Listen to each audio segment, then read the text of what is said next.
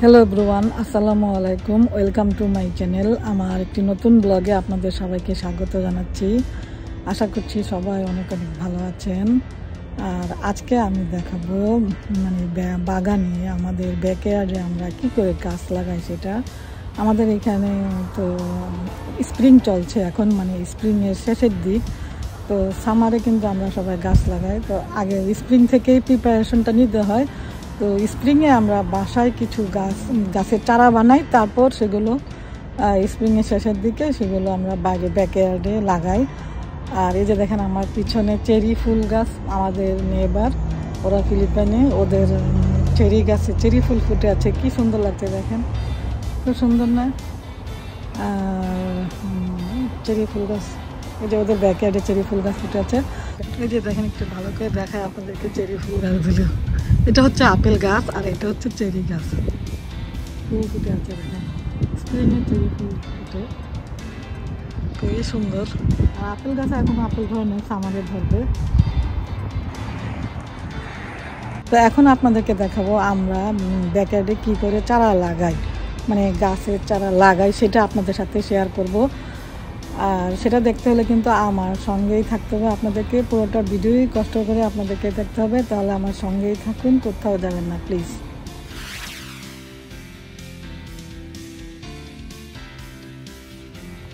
গার্ডেনিংয়ের জন্য প্রথমে মাটিটাকে ভালো করে কুবিয়ে নিতে হবে, কারণ ঠান্ডায় আমাদের মাটিগুলো অনেক শক্ত হয়ে থাকে, তাই মাটিটাকে ভালো করে কুবিয়ে নিতে হবে। মাটি কোবানোর পর তারপর সেটাকে নিড়াই নিতে হবে, যেন এখানে কোনো ধরনের আগাছা না থাকে। এখানে লাল শাক বোনার জন্য বেড বানানো হয়েছে, কিছুদিন পরে বিচি লাগানো হবে। আর এই যে এখানে মাটি কোবানো হয়েছে গাছ লাগানোর জন্য, এখানেও লাল শাকের বেড বানানো হয়েছে, এখানে মাটি কোবানো হয়েছে। দেখেন আমার হাজবেন্ড মাটি কোবানোর পর আবার এটাকে ভালোভাবে নিড়াচ্ছে, নিড়ে এখান থেকে সব আগাছা ফেলে দিচ্ছে। আর এই যে এটা দেখেন, এটা হচ্ছে পেঁয়াজ কলি পাতা। লাল শাক বোনার জন্য যে বেডটা বানিয়েছে, এখান থেকে সব ধরনের আগাছা এবং পাথর সব তুলে নিচ্ছে। আর আমরা এখানে যেহেতু কাজ করি, আমরা যেহেতু 5 দিনই কাজ করি, একটু ব্যস্ত থাকি, তো একসাথে সব চারা লাগানো সম্ভব না, তাই আমরা একটু একটু করে লাগাই। কিছুদিন পর পর 2-1টা চারা। আর গাছে ঘরের ভিতরে চারা লাগালে কিন্তু চারাগুলো একটু বড় হয়ে যায়, তো যেগুলি একটু বড় হয়ে গেছে সেগুলি আগে লাগাবো। আর এখনও ওয়েদার কিন্তু এখনও ওরকম গরম আসে না, এখনও ঠান্ডা। তো একসাথে সব গাছ লাগালে যদি মরে যায়, সবগুলো চারাই আমাদের নষ্ট হয়ে যাবে, তাই আমরা অল্প অল্প করে লাগাবো। আর সেই সবগুলোই আমরা অলরেডি যতগুলো লাগাবো সেগুলি আমি আপনাদের সাথে এখন ভিডিও করছি, বাকিগুলো পরে আবার ভিডিও করে দেখাবো। তাহলে চলেন আগে আমি এখন ঘর থেকে চারাগুলি আমরা নিয়ে আসি। আমি এখন বাসার ভিতরে এসেছি চারা নিতে, কারণ আমরা বাসায় চারা লাগাই। এই যে এগুলো হচ্ছে করলার চারা, আর এটা হচ্ছে চিচিঙ্গার চারা, আর এগুলো হচ্ছে টমেটো, তারপর কাঁচামরিচের চারা।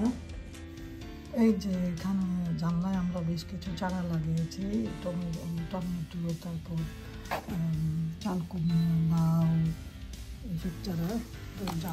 জানলায় আমরা এগুলো লাগাই রোদের জন্য, স্প্রিং বাইরে ঠান্ডা, তাই বাইরে লাগাতে পারি না। তো এখন সামার চলে আসছে প্রায়, এখন আমরা এগুলো বাইরে লাগাবো।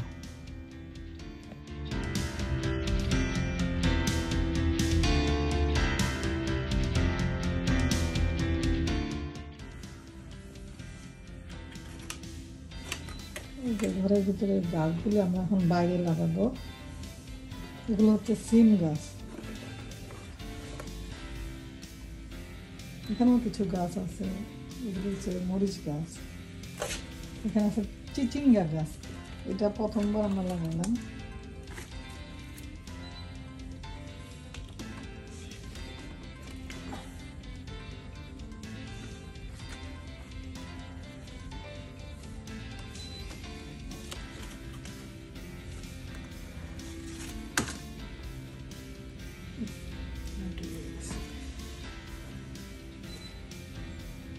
বেশি একসাথে নেওয়া যাবে না, না? কথা কেটে গেল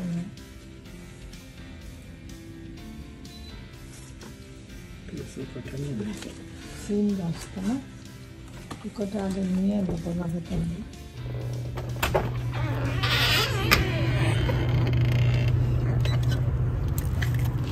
বাগান এগুলো আমরা এখন টবে এখন এগুলো আমরা বাইরে লাগাবো। আমি এগুলো আনলাম বাইরে অনেক ঠান্ডা আছে মাটি রেডি করেছে আমার হাজবেন্ড গাছে ঢাল নিচ্ছে। আমি জ্যাকেট নিয়ে আসি।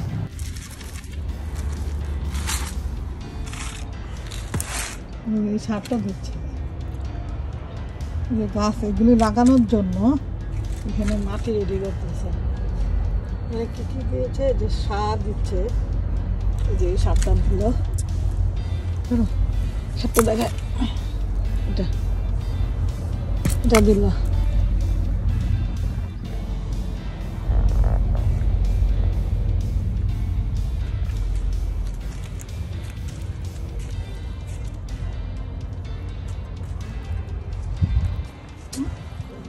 বাতাস ঠান্ডা আছে এখনো আজকে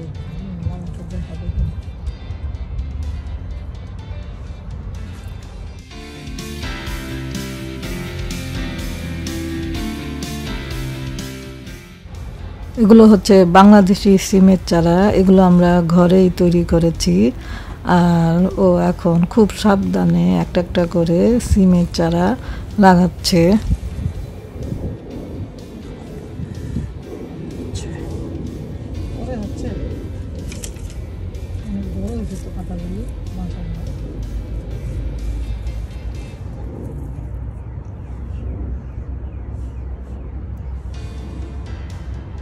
বাগান দোকান থেকে দেখি না পাতাগুলো কত ছোট ছোট থাকে না।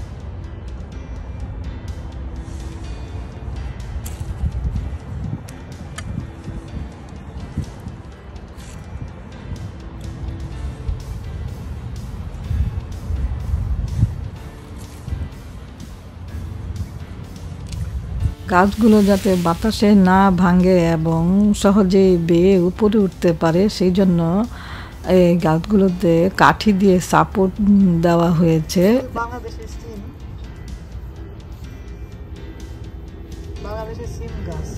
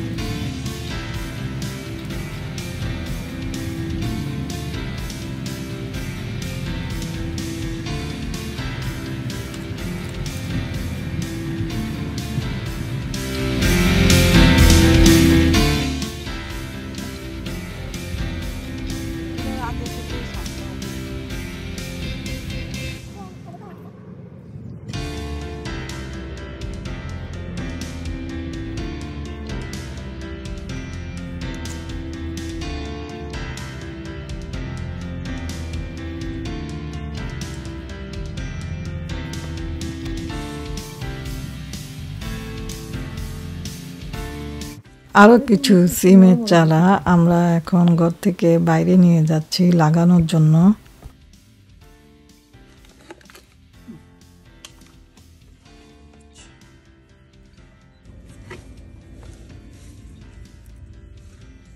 সিম গাছের সাথে আবার করলা গাছ হয়ে গেছে।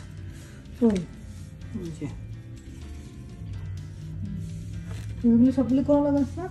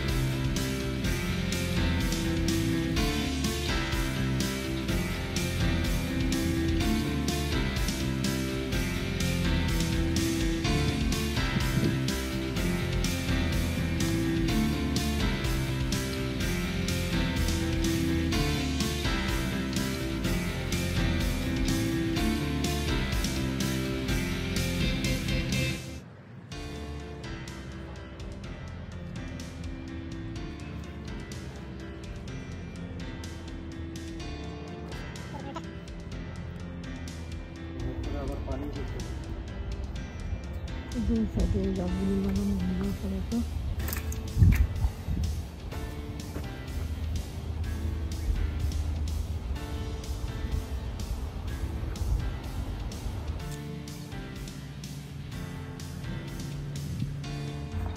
এখন সব গাছ লাগানো শেষ, এখন পানি দিতে হবে। একটু পানি দিতে হবে, অত বেশি না, অল্প পানি দিতে হবে। ও এখন গাছ লাগানোর পরে পানি দিতে হবে।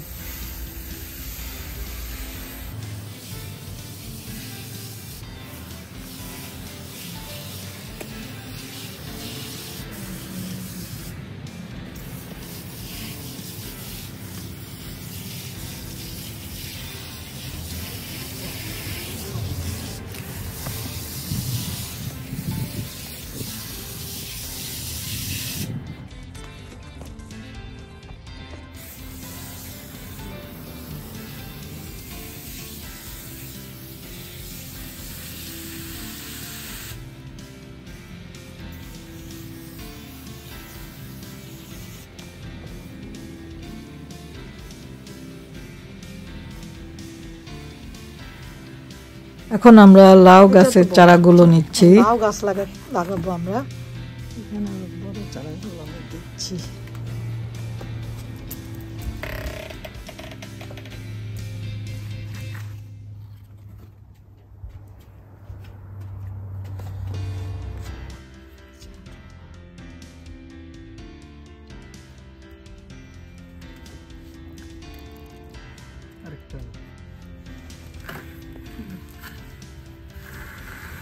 বড় বড় চারাগুলো এখন লাগাই দিচ্ছি। এটা একটু বড়, এটা বড়, একটু বড়।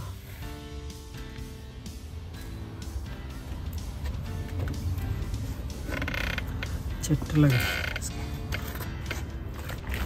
আপনার থেকে মাটি দিতে না, সার মাটি।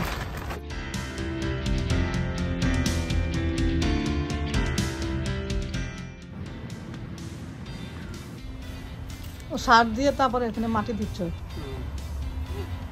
সার দেওয়ার পরে মাটি দিতে হবে, তারপরে গাছ লাগাতে হবে।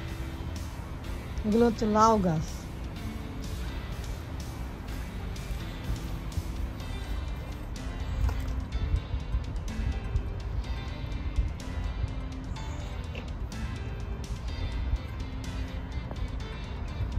দুটো গাছ একসাথে হবে, লাগাচ্ছি।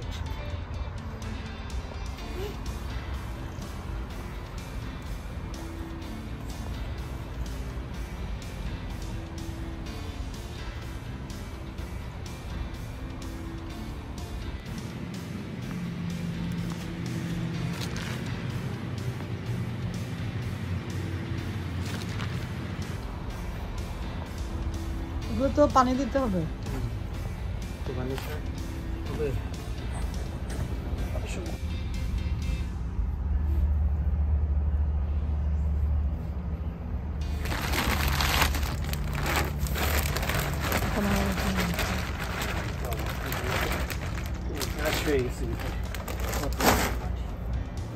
পুরা ঘাস। ও ব্যাগের ভিতরে মাটি, এগুলি গত বছরের, তাই না? সেজন্য এগুলো ঘাস হয়ে গেছে ভিতরে, ব্যাগের ভিতরে। ব্যাগের ভিতরে মাটিগুলি ছিল গত বছরের মাটি, বছরে দেখুন ঘাস হয়ে গেছে ব্যাগের ভিতরে।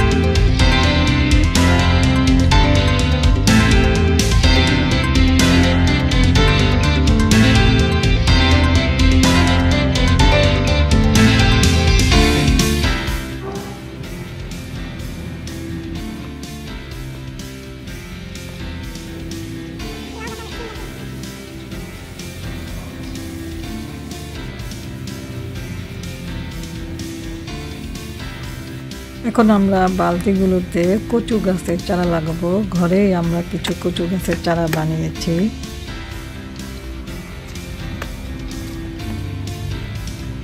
কচু গাছ আছে, ঘরের ভিতরে চারা হয়েছিল এগুলি। এখন কচু গাছগুলো লাগানো হচ্ছে।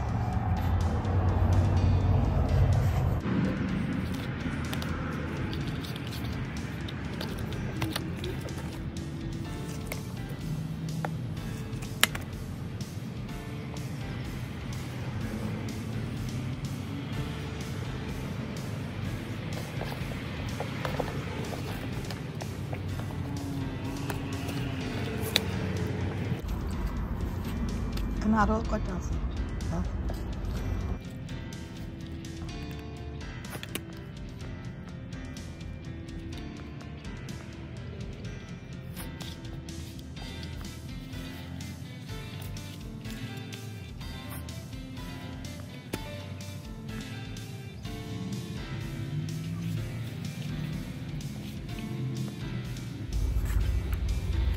এখানে আরো কয়েকটা আছে গাছ।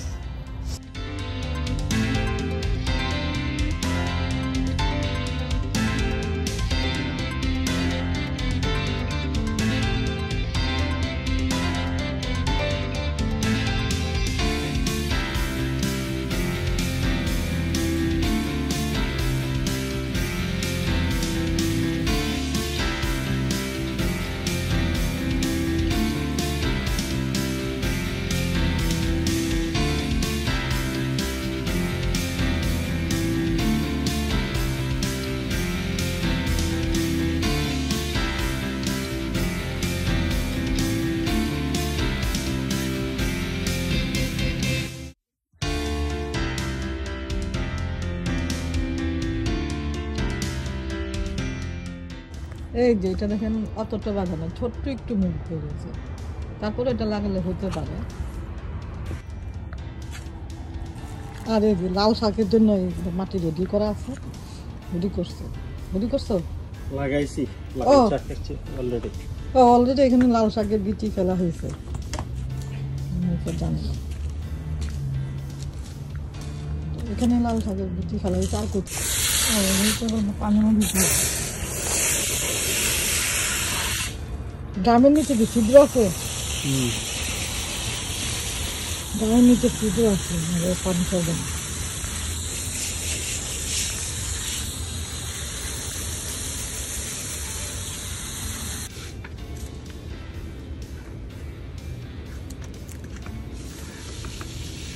আটটা গাছ লাগাইছে, একটা দুইটা কচু গাছ 8টা লাগানো হয়েছে।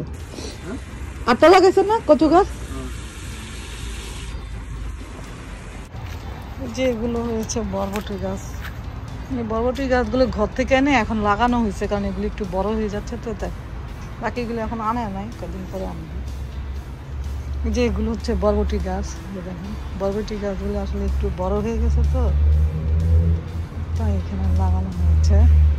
কিছুদিন আগে লাগানো হয়েছে। এগুলো হচ্ছে বরবটি গাছ। এটা বরবটি গাছ কিছু লাগানো হয়েছে। বরবটি গাছ। তো এখানেও আছে কিছু সিম গাছ।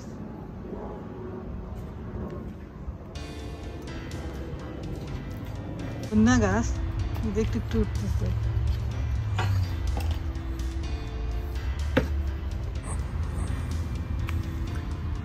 যে এখানেও কিছু গাছের চারা আছে, আমরা টেবিলের নিচে রেখেছি, কারণ রোদ আসলে বেশি রোদে নষ্ট হয়ে যেতে পারে, তাই এগুলো আস্তে আস্তে লাগাবো।